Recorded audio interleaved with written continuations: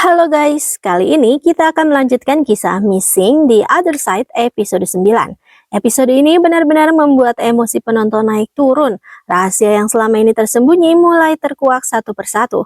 Sementara Kim Wook dan teman-temannya harus berpacu dengan waktu demi menyelamatkan nyawa. Oh iya, jangan lupa juga ditonton episode sebelumnya ya. Link sudah Mimin sematkan di bawah. Yuk langsung kita masuk ke ceritanya. Episode 9 dibuka dengan sebuah kilas balik yang mengejutkan.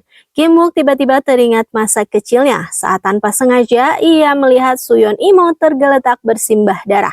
Pemandangan mengerikan itu membuatnya ketakutan hingga hanya bisa bersembunyi di balik selimut. Trauma masa lalu itu ternyata masih membekas hingga sekarang dan perlahan menjadi petunjuk penting yang menghubungkan semua misteri yang sedang mereka hadapi. Sementara itu di masa sekarang, detektif Shin Junho datang memenuhi panggilan Hwang di lokasi yang telah disepakati. Namun ternyata Hwang menyadari bahwa Junho tidak datang sendirian. Karena merasa curiga, ia pun langsung membatalkan pertemuan tersebut. Kesempatan emas untuk menangkap pelaku pun gagal. Junho dan timnya bergegas mendatangi panggilan Jong-ah. Dengan panik, Jong-ah mengabari jika Wook sedang disandra oleh manajer Hwang. Sementara itu, tubuh Kim Wook kini digantung dengan kondisi mengenaskan. Manajer Hwang pun segera memerintahkan anak buahnya untuk menghabisi Kim Wook dan menyusul Yona ke laut. Namun Kim Wook bukanlah orang yang mudah menyerah. Meski berada dalam kondisi terdesak, ia tetap berusaha memainkan psikologi lawannya. Dengan tenang, ia mengatakan bahwa polisi sudah mengetahui jika manajer Hwang adalah dalang dari semua pembunuhan tersebut. Jadi dipastikan kelak manajer Hwang akan dikambing hitamkan oleh orang yang menyuruhnya. Bahkan Kim Wook juga mengungkapkan bahwa target sebenarnya sejak awal bukanlah para korban yang telah dibunuh. Karena dari ketiga korban, mereka bukanlah cucu dari ketua Choi Seung Group. Untuk pertama kalinya, manajer Hwang terlihat ragu kepada orang yang selama ini ia percayai. Ketegangan semakin memuncak ketika anak buah manajer Hwang bersiap menghabisi Kim Wook. Suasana di pabrik berubah menjadi sangat mencekam.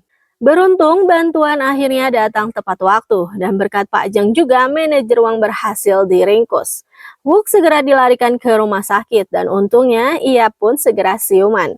Sedang di desa Duwon, ibu merindukan Kim Wook. Ia panik karena sudah beberapa hari tak melihat anaknya itu.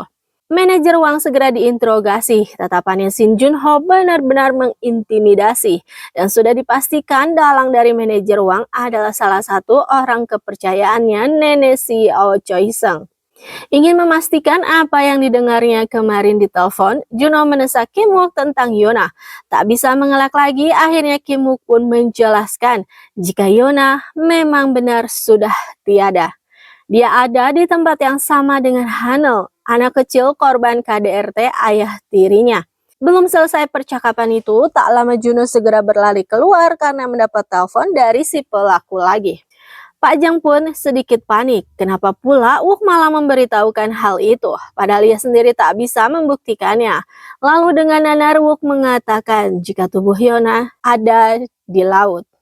Hwang Du-chol akhirnya bisa diringkus juga. Namun ia hanya memberikan alamat yang katanya lokasi keberadaan Choi Yona. Tentu Junho langsung mengamuk karena ia pernah ke daerah itu dan tak ada apa-apa di sana.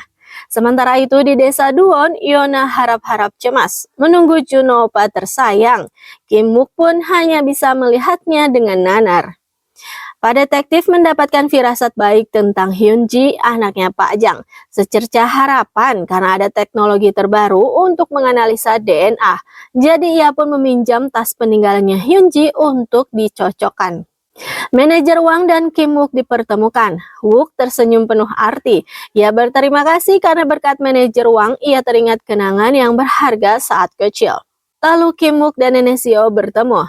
Kim Wook langsung membeberkan fakta jika saat kejadian ia ada di sana, menyaksikan Suyeon Imo sekarat, dan ada seorang pria mengenakan setelan rapi di hadapannya. Nah kan, di jeruji besi, manajer Hwang kejang-kejang, artinya ia sudah dibuang oleh bosnya sendiri. Begitu melihat pelangi, Pak Jang pun segera pergi ke desa Duwon. Ternyata penghuni barunya beneran pelangi alias Tante Plontos. Heboh sekali si Om Plontos ini. Tapi begitu melihat Thomas yang tersenyum padanya, si Om Plontos pun langsung terkesima. Sedangkan Jong Ah iseng-iseng mengecek komputernya dan ia menemukan foto Jang Mi sebagai orang hilang. Ia pun memutar otaknya, jadi Jang Mi ini ternyata bukanlah seorang klien, melainkan orang hilang. Begitu juga dengan Hanul, Choi Yona, bahkan ibunya Kim Wook. Jong Ah pun bergegas pergi untuk mencari jawaban itu. Sementara Shin Jun Ho merana, ia menangis pedih di tempat kenangan mereka. Tak lama Wook menelpon lalu mengajaknya bertemu. Pertemuan yang sepertinya akan mengharu biru. Di hamparan bunga desa dekat desa Duan, Shin Jun Ho mengamuk di hadapannya Kim Wook. Beraninya Wook mengatakan jika Yona sudah tiada. Lalu dengan tenang Wook pun membeberkan jika di tempat ini ada banyak arwah dan ia bisa melihat mereka. Desa yang berisi orang yang jasadnya belum ditemukan di dunia nyata. Dan ia bisa melihat Yona di sana. Terlebih Kim Wook pun bisa melihat ibunya sendiri ada di desa itu. Wah, mendengar hal itu tambah mumet otaknya Juno. Ia menganggap itu adalah omong kosong belaka. Sungguh pikiran yang tak waras katanya.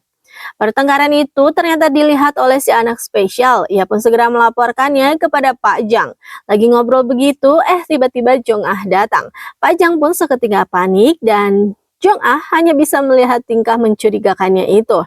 Di tengah pertengkaran itu, Choi Yona datang. Ia bingung karena Juno bisa menyentuh Kim Wook sedangkan dirinya tak bisa.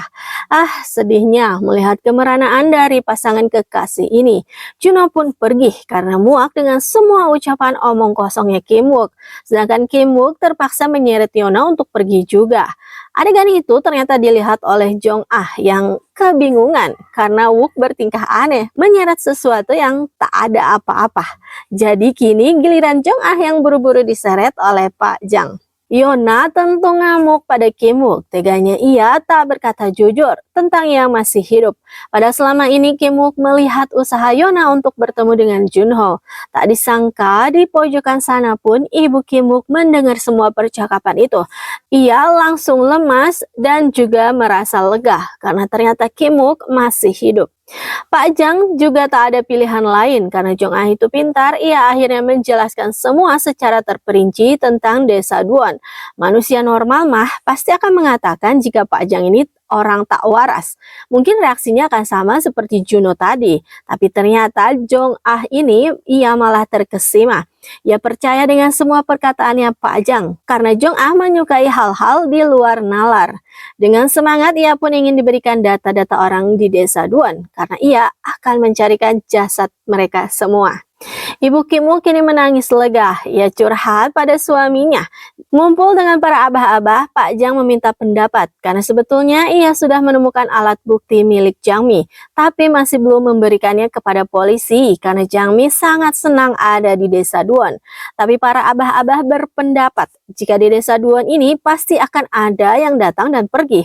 Terlebih tersangka haruslah ditangkap, tak boleh dibiarkan berkeliaran hidup bebas di dunia sana.